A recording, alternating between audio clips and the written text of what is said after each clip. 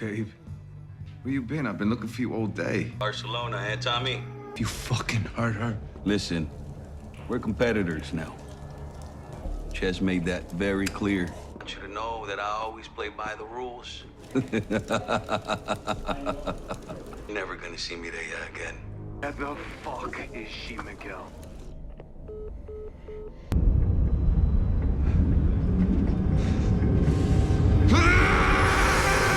You gotta see my face ever again.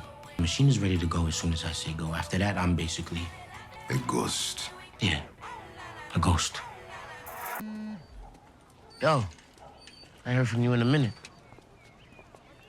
Yeah, I do. What is going on, though? All right, so tell them niggas to bring the smoke. We'll come lay them the fuck out. Simple. Come on, we family for life. Send me the details, and I'll be there. I'm on my way. Tariq changes everything. And if you guys didn't know, Tariq has officially confirmed to be in Force Season 3. But before we even get into that, make sure you guys check out my last video. Is this the end for Tommy?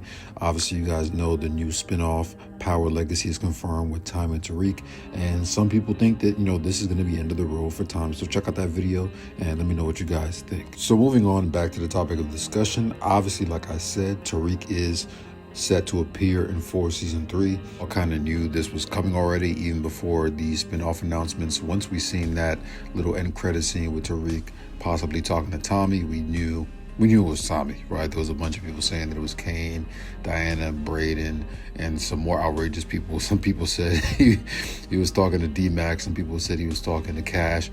A lot of people had their theories, but ultimately we know that he's going to be heading over to Chicago, and, him and Tommy are going to have this new spinoff, right? So obviously last time we saw Tommy, him and Diamond were still working together. They had kind of built this coalition of gangs to work with in Chicago, and they were very successful, and they were making a lot of money, and they were pretty much rising on top of the game, and kind of being on their way to trying to take Miguel out.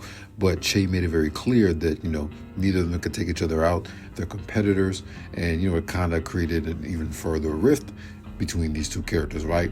And then not only that, Tommy's relationship with Maria was growing, and they were kind of planning to run off. Jannard and Shanti kind of did what they did. They pretty much exposed the relationship between Maria and Tommy to Miguel, and Miguel found out, and he obviously made Maria disappear, and that's what led to that last phone call between Tommy and Miguel, right? Now, here's one of the things that pissed me off that they did. If you guys seen the promo they dropped with like Raising Kanan Season 5, and they kind of combined for Season 3, they literally showed a scene of Tommy speaking to Maria. So they literally spoiled that whole storyline of like letting us know that Tommy's gonna get Maria back, or at least see her at some point in the season. I don't know why they did that. I don't know why they be doing this when it comes to the promos. I've said 100 times, whoever does the press and the media stuff for stars, they need to get fired. They need to hit your boy Mr. Power up so we can get them right, because this is ridiculous. So if you guys haven't seen my podcast with Manuel Ramirez, who plays Miguel on Power Book Force, I strongly urge you guys to check that podcast out. It was a great interview, great podcast. He gave a lot of information and kind of knowledge, and kind of sprinkled some stuff that he pretty much kind of hinted at these spinoffs without really saying anything, and he pretty much gave a lot of information on what we can expect in Force Season 3 and a lot of these coming spinoffs, who's going to be in it, who might not be in it, etc. Just go check it out. You're not gonna be my partner no more, B. Reek. Look, I can't keep dealing with you fucking up over and over again, bro. One fuck up and you're out. That's it. Fuck that. What do you mean, fuck that? What, you gonna walk away from the biggest bag that you'll ever make in your life? Bro, it's not about the bread. Okay, I did this to build something on my own with my fucking brother. Yeah. Look where that got us.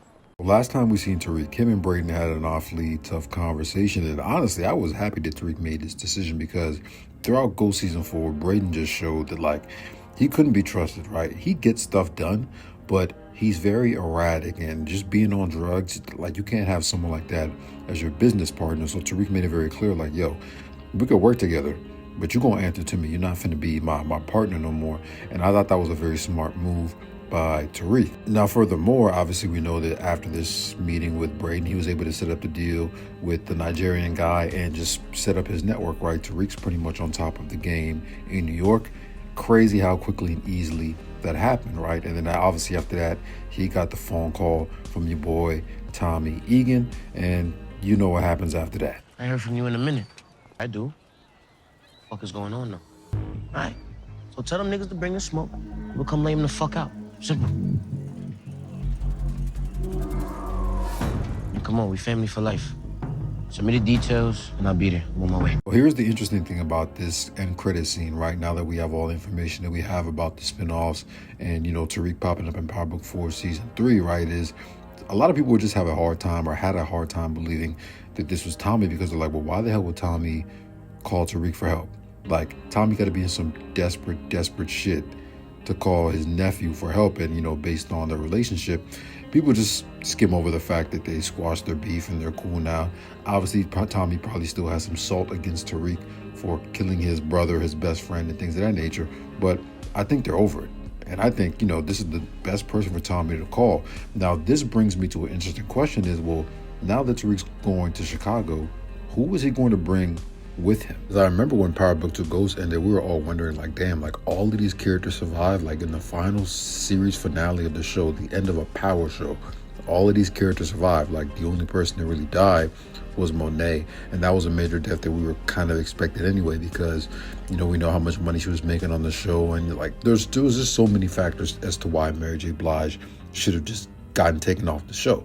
But now you see, like, all of these characters that are survived, it's not because the show is necessarily ending, it's because they were taking another direction with the show, with the cast, and just spinning it off, right? The CEO of Starz has talked about this numerous times about how he just wants to spin off shows after 3 seasons because it's just cheaper, right? It's cheaper for them to cut shows after season 3 because when they get to a 4th season, everything goes up in price, from the production level, the salaries of the actors, directors. Like, you got to pay everybody more money, and that can be awfully expensive when you're shooting a TV show like Power, right? And this is one of the reasons why I made this video and why I think Tariq changes everything as far as the dynamic in the show and the spinoffs going forward, because he doesn't just bring himself.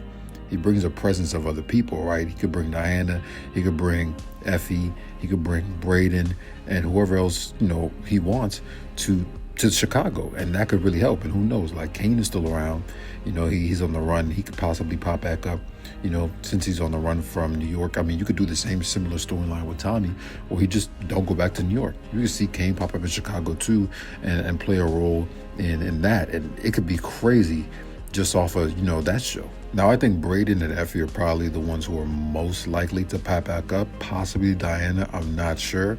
But I definitely think Braden and Effie, given the fact that they're now in business with Tariq again, like they were in the first couple seasons, I definitely think there's a high chance we see them pop back up in the spinoff and possibly in Force Season 3. Like, I don't think it makes sense for just Tariq to go to Force and, like, you don't bring these other characters that were with him. It kind of defeats the purpose of having that crossover by not taking advantage of, you know, bringing in these other characters. And, like, so many people want to see the dynamics between the Ghost characters and the Force characters. People want to see D-Mac and Tariq and Braden and all these other characters interact. And honestly, we've never even had a scene with Braden and Tommy. Like, I don't think they've ever actually met or interacted in the Power universe. I had once heard Gianni Paolo speak of a scene that they apparently did together in the original Power. Was it Power Book 2 Ghost?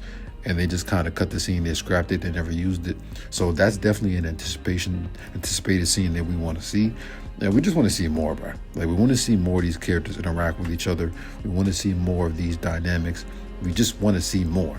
And Tommy's looking like he's going to be in real trouble this season. Like, everyone's coming at him. I kind of referenced this in one of my previous videos, but I said it kind of reminds me of Power Season 6, when every single person was trying to kill Ghost. They was going to the nightclub. They all had straps.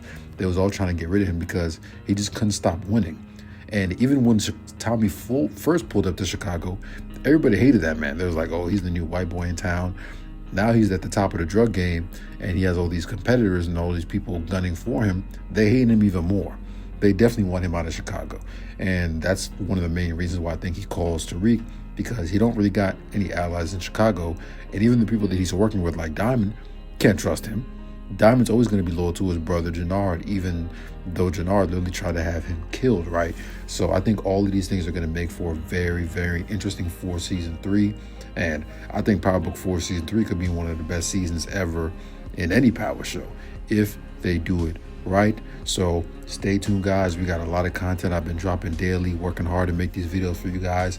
There was a little period where I was kind of slumped, you know, bullshit, dropping videos every week, but we doing daily drops now. So definitely hit me in the comments.